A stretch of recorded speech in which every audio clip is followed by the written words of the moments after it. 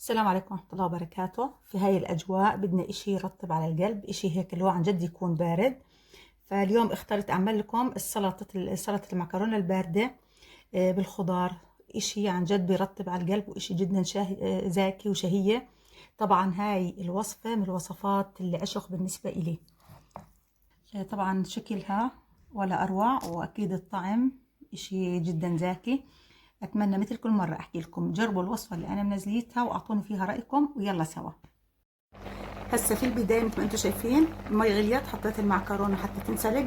طبعا نوع المعكرونة أي نوع ما في أي مشكلة ما عدا الإسباجيتي.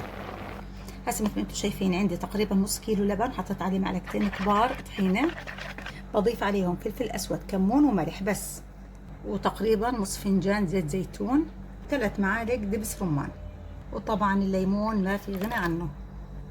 هسه بخلطهم مع بعض كويس جدا لكل المكونات هاي تتجانس كويس مع بعضها. هسه مثل ما انتم شايفين عندي الفلفل الالوان كثير بيعطيها نكهه وطعم حلو، وعندي بقدونس، وكمان هون عندي نعناع اخضر كثير بيعطي طعم حلو. ما في نعناع اخضر بصير نعناع ناشف. سنين تومه مقطعيتهم، واخر اشي بحط عليه الدرايه، واخر اشي مثل ما انتم شايفين بحط الزيتون. طبعا اللي حابب يحط زيتون اخضر زيتون اسود او اي نوع مخلل انتم حابينه بيعطيه نكهه خرافيه.